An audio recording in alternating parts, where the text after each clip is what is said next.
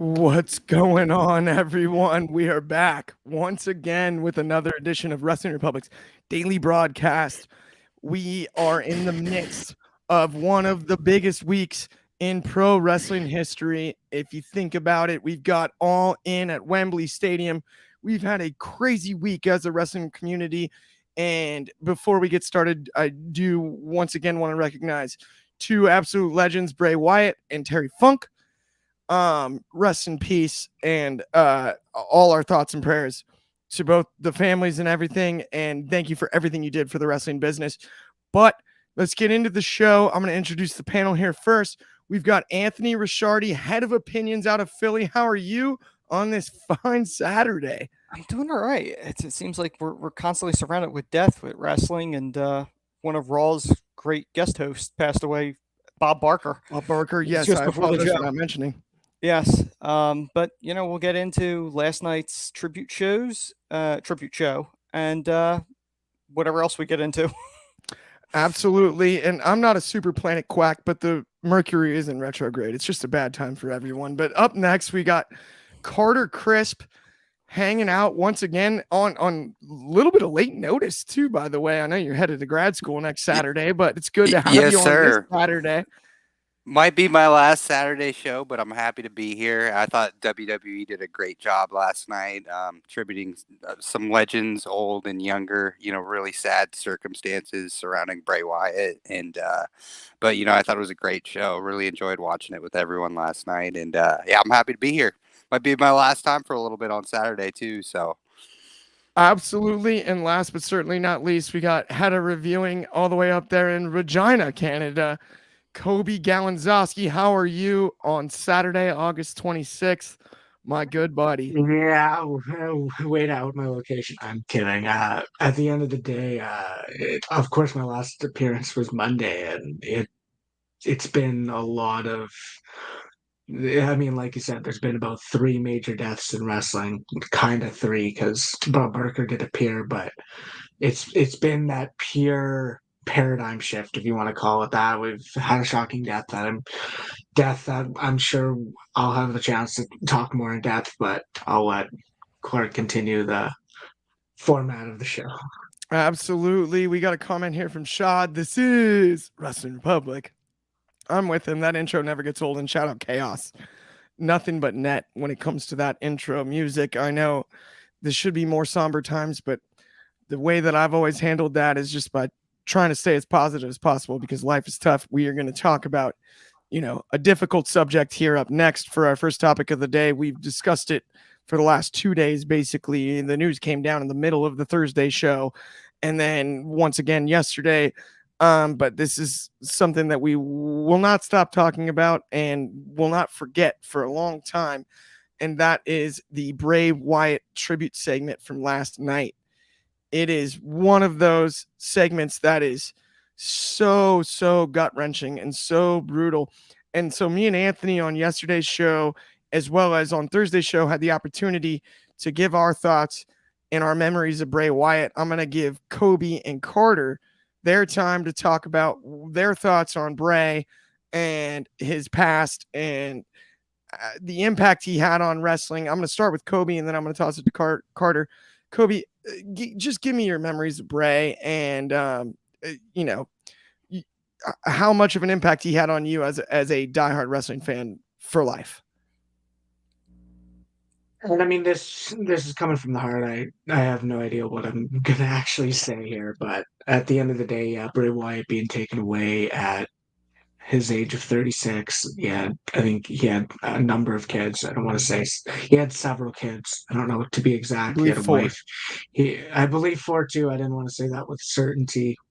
At the end of the day, we're sitting here saying, well, this guy got taken away too early, and we said the same thing with one of his close friends in Brody Lee. two absolute saints at heart, two absolute people who were warm in the locker room. You have people who aren't even a part of WWE that have just done extra work, like Josh Alexander, like Caleb Conley. There's a lot of stars that are just saying, hey, Bray Wyatt was warm and welcoming. We have Zelina Vega talking about having a tryout, and Bray Wyatt's creating a Thea chant.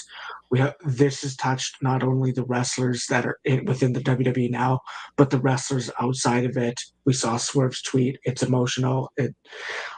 But the biggest thing to me is we always talk about losing death and how that kind of allows people to come together and allows people to reflect on the upsides of someone's career in that sense.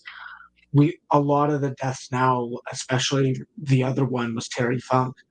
Yes, Terry Funk had a 50-year career, but he was a lot older, and a lot of the newer fans, a lot of the people watching wrestling now are probably not going to have those memories or knowledge of who he is.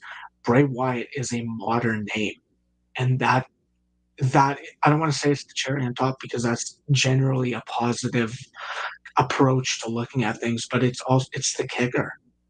It's a modern name that has touched a lot everyone who's watched in the last 10 years, including the people who were even casuals and more older. They're gonna know who this guy was. He faced the Undertaker. He had matches with John Cena. He had matches with Daniel Bryan.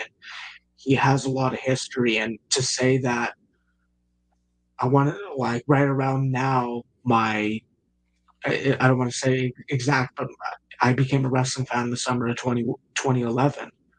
Bray Wyatt was there for all but one of them. Yeah. Debuted in NXT in 2012. He's been a part of wrestling for that long, and it's to say there's a gap missing would be an understatement. He's someone that he was a part of Daniel Bryan's rise. He was a part of one of John Cena's many feuds where he maybe didn't put the guy over. He had a lot. Bray Wyatt had a lot of stuff with Randy Orton. There's a lot of names and a lot of feuds, and he's one of those guys that, despite not getting the better end of rivalries and feuds like John Cena, like Randy Orton, Bray Wyatt was untouchable to his fans. His fans were always going to know how special Bray Wyatt was. And Bray Wyatt's one of those guys that just sat there and has the charisma that you can hear it in his voice. You can hear the timbre, or however you say it.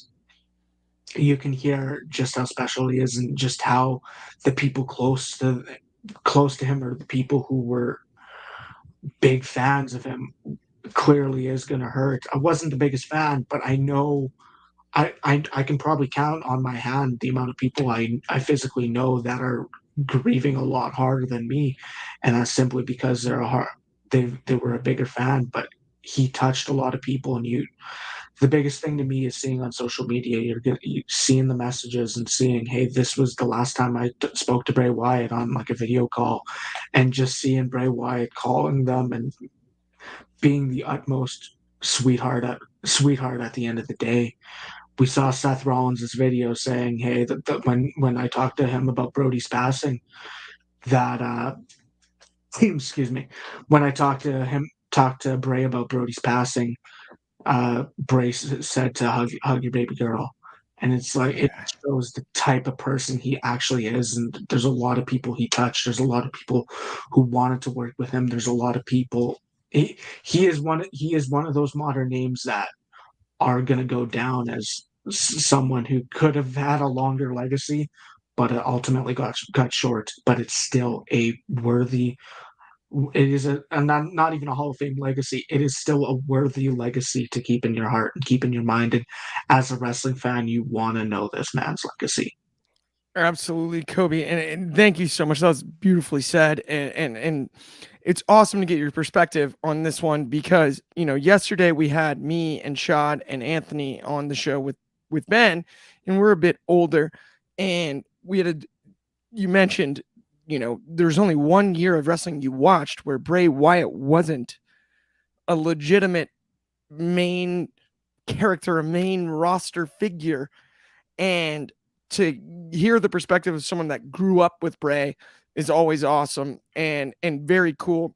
And I appreciate your honesty as well, as far as you weren't a diehard Bray Wyatt fan, but you're able to recognize how over he was with his own fan base and the impact he had creatively. And with that, I'm going to toss it over to you, Carter.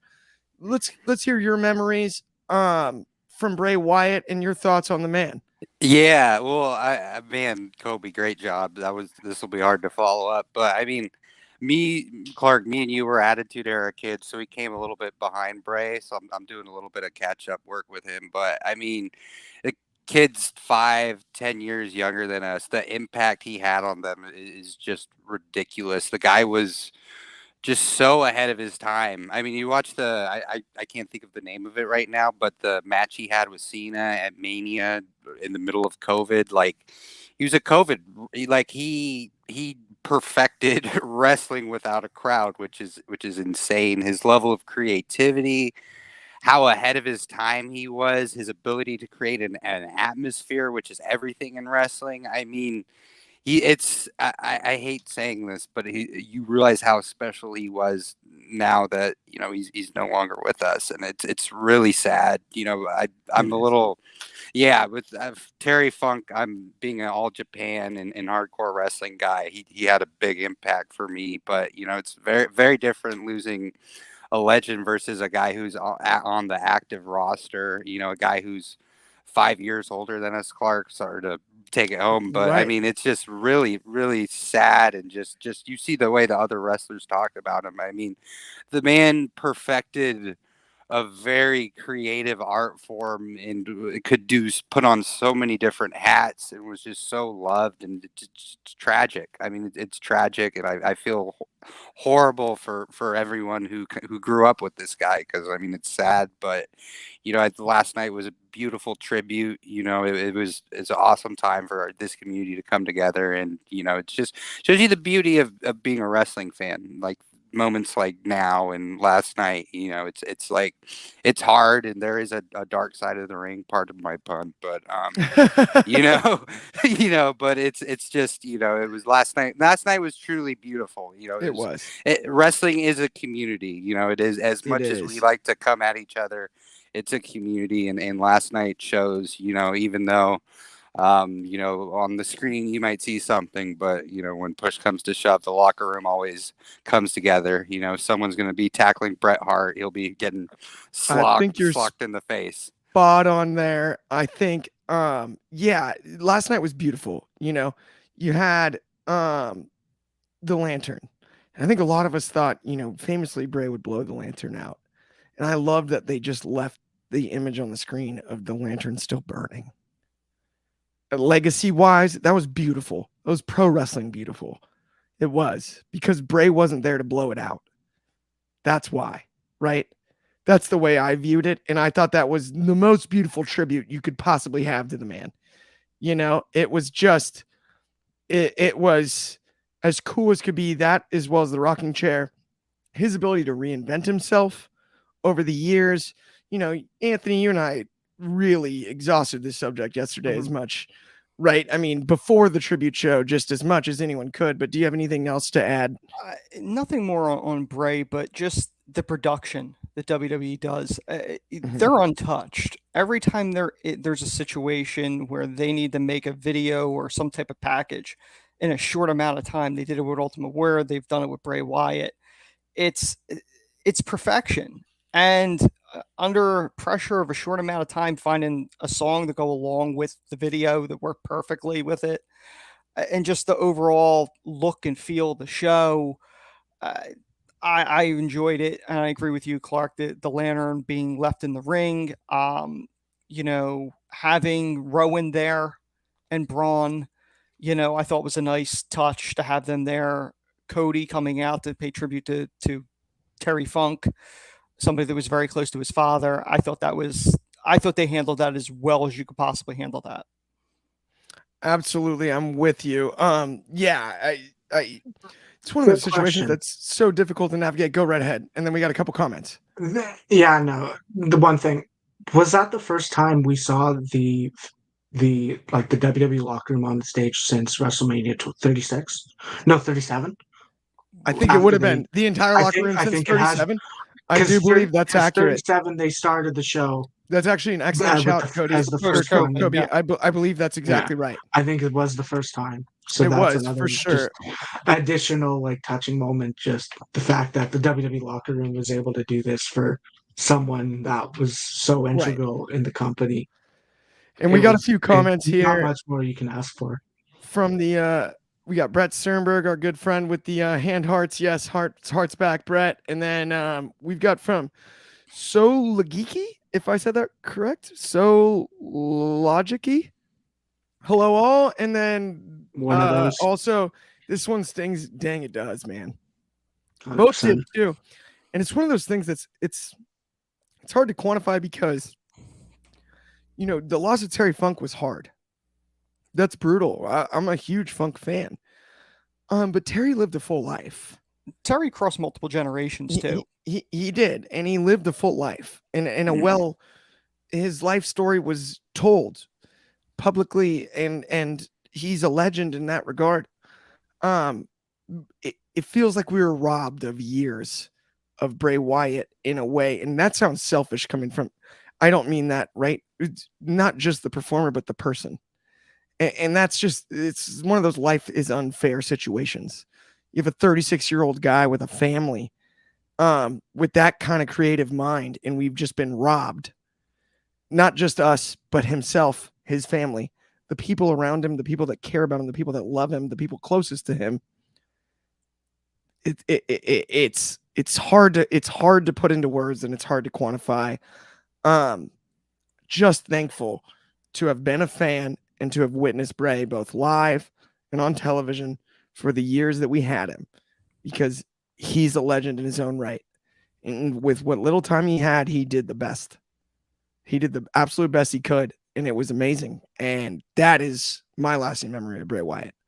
The creative mind and the ability to put his head down and just keep going. And we're talking about a guy that was cut from the WWE just over a year ago and then had one of the most iconic returns ever. In the last, not calendar year, but in the last actual year. And it's just, it's one of those things where I don't know that we'll see anyone else exactly like him ever again. And I'll leave it with that. And with that, let's move on to our next topic, which is going to be Rey Mysterio versus Grayson Waller. It's an interesting match. I mean, it was set up, before, and it makes sense. Kobe, how did you feel about this one? I mean, we're all talking about this as the entire show was a tribute show, and one of the biggest lines I think Michael Cole said before this match started was that we are here to entertain, and that shows you the intent of the WWE entirely. At the end of the day, we're not getting 5-star wrestling. We're getting wrestling that is meant to make people feel something, feel some emotion, make you react a certain way. Rey Mysterio is not the biggest guy. To see him do a clothesline and a senton in honor of Wyatt it's great to see.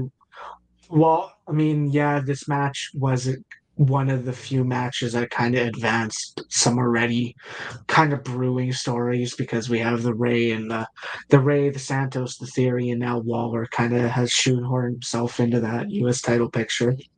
But I mean, it was a fun match. Waller had a good showing. Rey had a good showing. I don't know how much else you can say about this match specifically, but it didn't. It sure as hell didn't leave a dark spot on this show at all. The show was as best as you could do under the circumstances they had. I would agree 100% on that. Yeah, no, this was, and Rey has experience wrestling on shows like this. We know about his match against Shawn Michaels on the Eddie Guerrero show, and I thought that was very cool that they included him in this one. Anthony and Carter, do you guys have anything to kind of add to this one? No, I'm good. Not really, right? Like, it was a solid Fun match. Yeah, good match. I mean, it's a tribute show match too. So while it might have advanced some storylines, United States, it really wasn't about that. It never felt like it was, at least in my eyes. Right? It felt I like think it was LA about, Knight's getting that title. yeah, we'll discuss LA Knight further for sure at the end of the show, no, without a doubt. But with that, let's move on to the Io Sky versus Zelina Vega match, which I really enjoyed, and I thought Zelina's social media posts about Bray Wyatt were absolutely beautiful. Anthony, I'm going to toss it to you. How did you feel about the match? Zelina, to me, has improved in ring, and we have not even really addressed that. Did you notice that too? Selena's really been stepping up since the Backlash show. I think that's when she really came on people's radar of going, oh, okay, they could give her a title at some point. The Queen of the Ring really didn't do anything for her the way I would assume they would want it to do.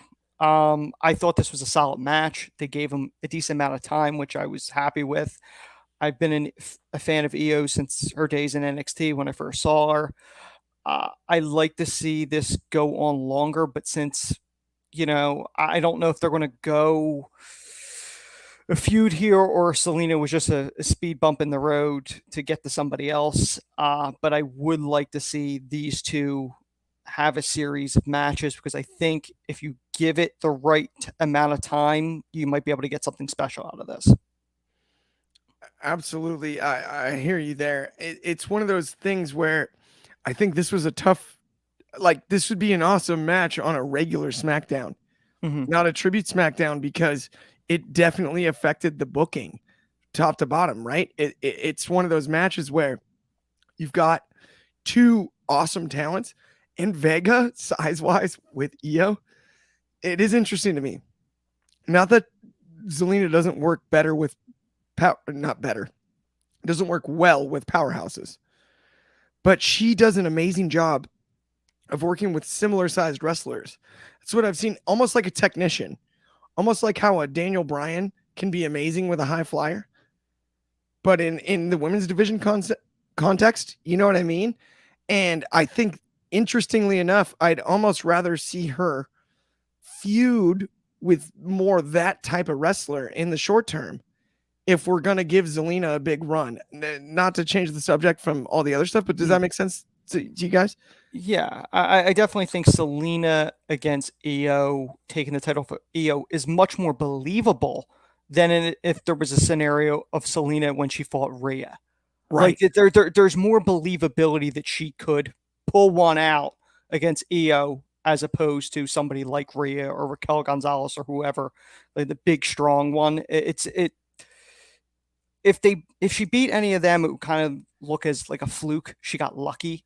She beats Io, it's more believable, I think. Yeah, I hear where you're coming from. Almost like if we can get Zelina to come across as more of a little bit more of like a technician, right? I think would really benefit, adding to her charisma, adding to the character that's already over. Just making it obvious that maybe add just a couple more moves to the moveset. You know what I mean? Just a few tweaks here and there. And because she's improved so greatly in the ring. I mean, we were calling Mouthpiece for a long time, and I'm not saying we specifically, but a lot of people were calling for Zelina as a mouthpiece for a long time, right? And I think she's proven otherwise. I think she's proven she's a legit in-ring competitor. We just need to figure out what her deal is full moveset wise. Coby, I would ask you, what do you think on this one with Zelina? Biggest thing is I mean, I'm not gonna be that guy to do a cheap plug, but one of Bray Wyatt's themes was called "Live in Fear," and one of my fears is this was just a circle dots. Like, okay, she got 2 wins in the past month. We kind of got to have Io go over and just end it that way. I don't want that to be the case. I think it very well could be the case of this last night's match and the purpose of just doing it. I think Io's going on to people like Asuka and Charlotte again, and whether or not she has a bigger feud with someone like a heel Bianca Belair, maybe. But I 100% agree. I don't want to. I do agree with the sentiment that Anthony shared. With if she gets the win over a Rhea or Raquel or Charlotte Flair or someone bigger and as a bigger, not It's a bigger harder to believe. stature, it's harder to believe. But I almost think that would be the story you are 100% able to tell in that scenario, whether or not Selena's It'd have to be like a super underdog story. I feel like it or that. Like, I mean, there's 100% ways you can use that to your advantage. I do believe that. With that, though, I 100% agree. She has grown tremendously. With that, though, we got a couple comments. My mom with 100 there. Love you, mama. And then another one from Logiki, or Logikai. If there was a mid-card title would be perfect for Vega, I think they're Hunter. You know what? I'm with you on that. Like, yes, if there was like a TBS title or like a women's intercontinental title, I couldn't agree more. Like, she's the most logical holder of that title. I think almost without question. But with that, let's move on to our next segment. Let's talk about my favorite tag team in the WWE, the Street Profits. Now wearing suits. I'm not going to lie. I like the sports gear, but I understand that a gimmick change was necessary here because the Street Profits weren't exactly on a roll until recently, now paired with Bobby Lashley. But we have the Profits versus the Brawling Brutes. I'm going to toss it to you, Carter. How'd you like the match last night? It was physical, to say the least, right? I loved it. I thought it was fun. I think the only criticism anyone could have of it is that it was billed as a hardcore match and there was just one table spot. You know, if you're going to call it a hardcore match, at least give me a couple chairs. I think Coby said that. I got to give Coby his flowers. But yeah, it was good. I mean, great tag match. I think this was kind of the one to honor Terry Funk. And I mean, the table spot was fun. Seeing Titus outside of the ring just tackling people was super exciting. Brawling Brutes looked good. It was hard hitting, and I mean, it was a great way to honor Terry Funk. Oh, it was Lashley, my bad. Yeah, Bobby Lashley looked good outside of the ring, and thank you, Coby. But yeah, it was just you know, like to bill it as a hardcore match, but I'm not expecting WWE to, you know, give me Darby Allin spots, you know, on SmackDown on Fox. So, you know, it kind of was what you expected. So, but it was a great match. I mean, I thought it was exciting. I hear you. I think, yeah, my only complaint was if you're going to call it a Terry Funk match, let's see a chair shot. And then can we get the blade? Come on, man. Just one time for Terry. Yeah, like you only have one. You weren't going to get that on Fox. You only it's have WWE. There's one time you can honor Terry Funk. Let him blade. Come on, Fox. Get your hands out of your pockets. Get your hands out of your pockets. And figure it out and let it happen. Honor the fans. Be cool. Don't be the nerd at the end of the freaking lunch table. We don't want that. Not tonight. Let it happen. Just let them do it just once. You know, not all the time. It's a one-time rule break. Hey. Honestly, if you wanted to honor Terry Funk, they should have replayed the match with APA and the Public Enemy on that Sunday Night Heat. Remember that vicious thing? Oh my, with the chair shots to the head. Yeah, because they didn't want to go through the table. That one's Public Enemy is like, we don't want to go through the table, and APA just went into business on their own. The exact thing, but just one chair shot, one blade. Get, you know, the biggest thing to me is you have. I mean, and I love this, and this shows like the. Wait, what's that? This shows. Hi, Clark. Just say it's from. Or just say Logic. Just say Logic. Oh, I guess it's sorry. a spelling. I appreciate that. Logic. Yeah. So Logic, I got you, man. I appreciate that. That's my fault. Yeah. Okay. Just okay. Back to what I was saying.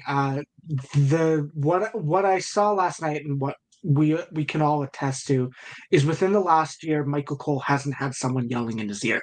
Michael Cole has been able to be as great as we know he is.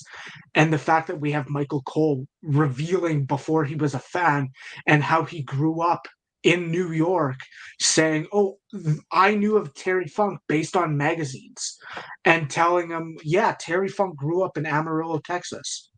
So the only thing with me is like you told us that story with Michael Cole, and I love it. But the fact that like, okay, you can't just say, "Oh, let's just do a Texas tornado match, take tornado tag match," which that's exactly what this match was. It wasn't hardcore to say the least. I don't like even if you were to bill it, if you want your marketing way, like a Terry tornado tag match, like you could have went that route. You could have went like a Terry Texas tornado. You can bill as something that actually is meaningful, and to kind of have that unrelated piece that Michael Cole gave us to the way the match was played out. It's a nitpick, but it's also kind of scummy to nitpick that in that sense. The stipulation wasn't the problem; it was the execution. The fact that they didn't actually do chair shots or trash cans or there was no hardcoreness to the supposed hardcore match. That was the problem. It wasn't the stipulation. It was the execution. No, but that's what I'm saying. If you give us that match, I'd say, okay, that fits a Texas tornado match more than a hardcore match. 100%. The stipulation is a part of the execution at the end of the day. But more people relate Terry to ECW and hardcore wrestling than they do a tag match, to be honest. Speaking of, though, we've got a couple more comments here. We got one from Mart76, who, Martin, you're the man, but the show was in Kentucky, and they are known for having strict regulations on wrestling shows, so they couldn't have bled. Martin, I suggested they break the rules intentionally for Terry Funk. I agree with you, and it would make it even cooler if they did it anyway. Just more old school, right? I mean, that's what I'm thinking. They could have fake blood it. And then from Solo Logic, we've got I Miss Cole on SmackDown, now moved to Raw. Except for that, Michael Cole is on both. It was they are very much putting him over as the voice of WWE. Yeah, he's on both commentary teams. It's just a 3-man team now on SmackDown as opposed to a 3-man team on Raw, which is ironic to me because you have 3 hours on Raw. Made sense to have a 3-man team maybe for exhaustion purposes because that's a long time to be commentating. And then the 2-hour show makes sense for 2 people. I think the loss of Pat McAfee really threw things for a loop. I think the idea of moving Wade Barrett up to the main roster and where he fits in best is another part of the issue. I think they're missing Tom Phillips too. I also think way to bury the lead, Anthony. I didn't know you were going there. That's exactly what I think they're missing Tom Phillips, but at the end of the day, it's kind of been the same stuff commentary wise all season, for lack of a better term, right? Like it's been the same gimmick since McAfee went to the old ESPN, the worldwide leader, the other WW.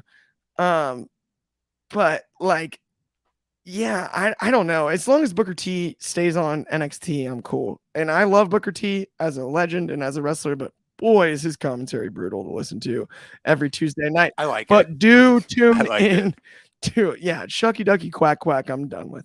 But if you do want to tune in, check out Wrestling Off the Air with me, Sean and Drizzy, every Tuesday night, 7:15 Pacific. Not the point. Let's move on to our main event of the evening, my friends. We've got LA Knight versus Finn Balor. This felt like a tribute match of all tribute matches. LA Knight in the U.S. title picture, Finn Balor appearing on the show, 2 of Bray's most recent, very memorable WWE opponents. I was blown away at how beautifully LA Knight gave tribute to Bray Wyatt in character. That is so hard to do because you know that guy has a heart and you know that he had a personal relationship with Bray Wyatt. And to see him go out there in the ring and give that tribute in character the way that he did about how much Bray meant to his career and what he did for his career, to me was one of the most underrated tributes to Bray because it was so genuine in its own way. Very much it was in kayfabe, but so what? It was so well delivered, and that's something that Bray would have loved, given Bray's creativity. And I found that part of the segment that promo to be absolutely beautiful. I thought it was one of the coolest things I've seen in a long time on a SmackDown. And then you add Finn Balor, who obviously faced The Fiend in The Fiend's debut. And that entrance was iconic. We'll never forget it. None of us will. It was amazing. Everything about it was amazing. That was, to me, outside of the original Wyatt family versus the Shield, that was Bray Wyatt's height. That debut at SummerSlam was off the charts. It just was. Last night, LA Knight and Finn Balor very much put on a tribute match to Bray Wyatt, and it was laid out so beautifully. I really enjoyed this one, and the right guy won in my eyes. I enjoyed every second of it. I'm going to toss it to you first, Anthony. Did you enjoy this match as much as I did? Yeah, I want to say that the promo was so well done. I mean, we've known LA Knight could deliver promos, but this was different. This was from the heart.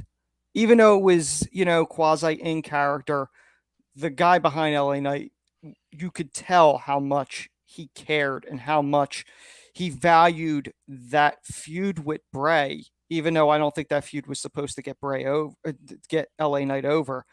It helped propel him to the point he is now. And like he said, you prepared me for anything. And I loved the last line to Miz going, "A wise man once told me, the next time you see me, run," which was Bray's famous line when he was feuding with LA Knight. So I love that. These were the two best guys you could probably get to put in a tribute match to him. They have history with him. They delivered. It was a phenomenal match. LA Knight is the guy that they're being forced to get pushed behind because the crowd loves him. Very much reminds me of the old, and Clark, you will remember this, and Carter probably as well, DDP. Older guy, but the crowd loves him. The crowd wants him to be elevated. So it was the right move. And, the way they're doing with Finn's pretty much losing all the time anyway, so it didn't really hurt.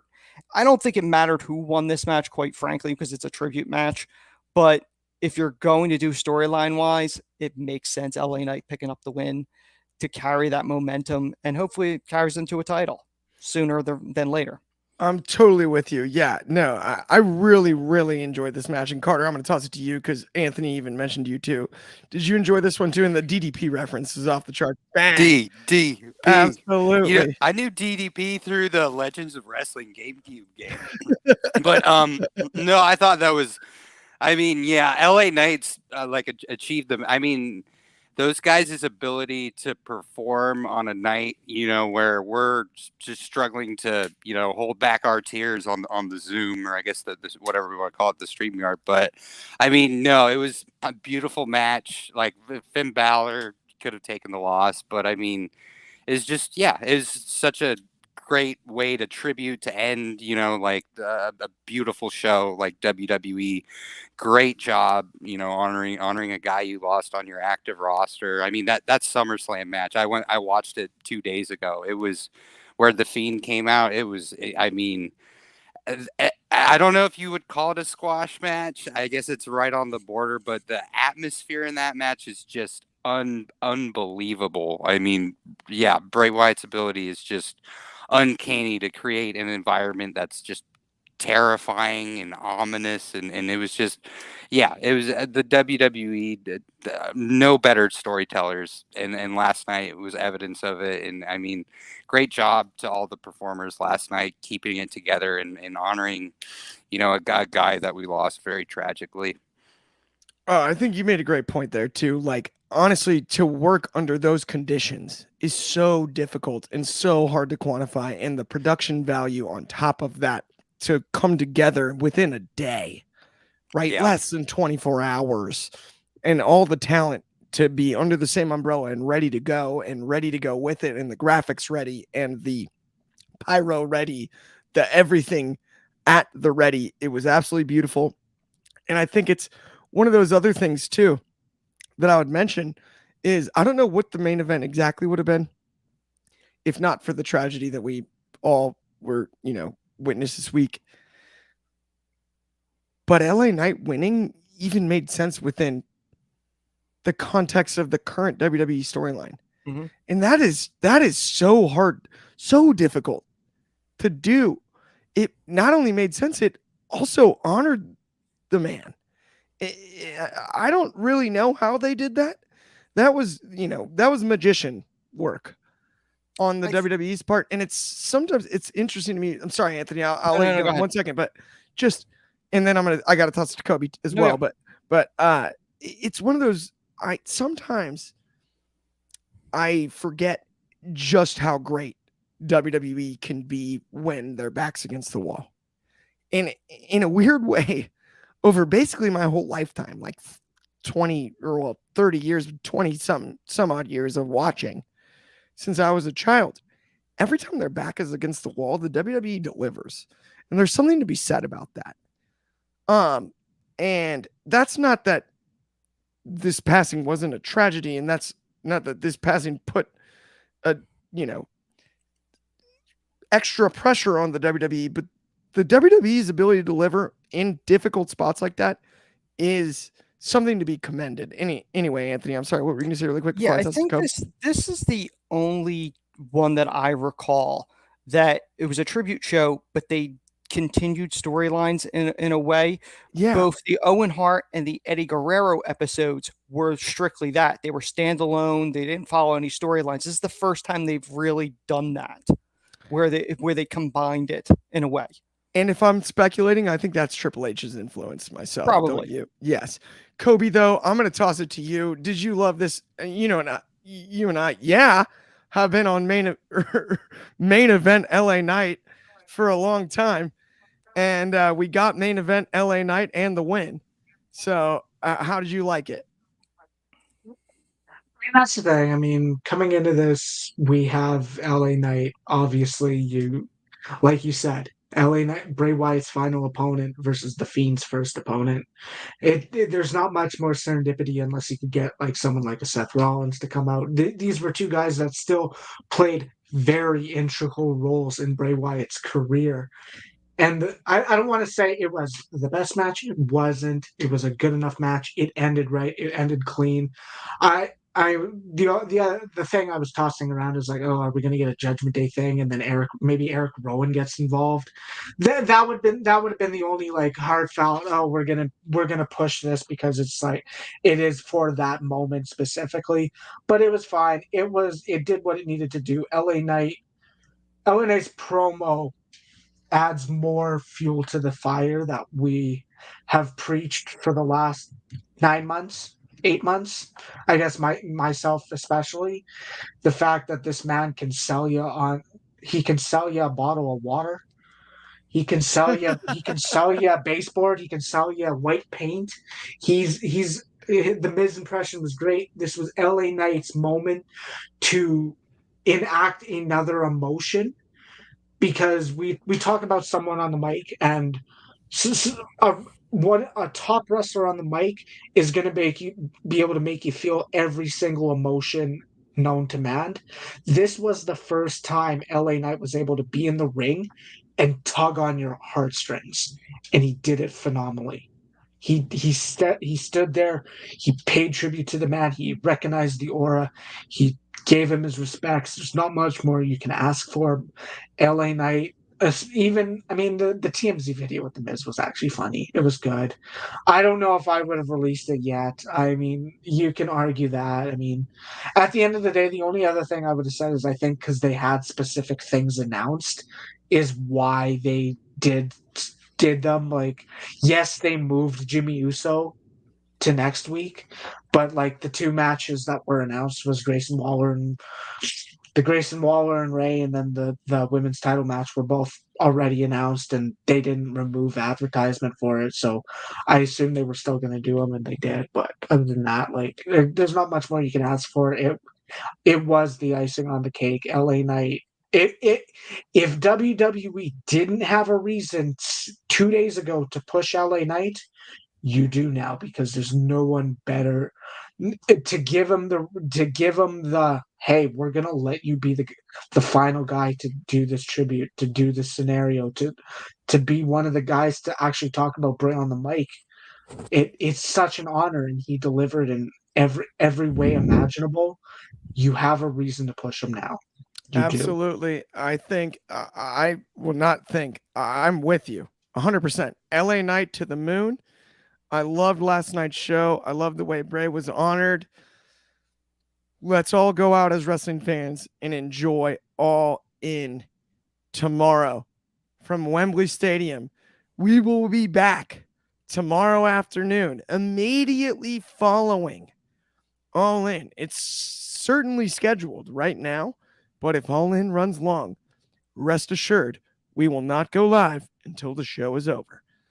Once it is, though, please join us right back here, whether it's YouTube or Twitch or Spotify or whatever it is that you're on. Wrestling Republic Daily Broadcast is going to give you all of your news and updates and thoughts and predictions and everything for All In, and then All Out next week.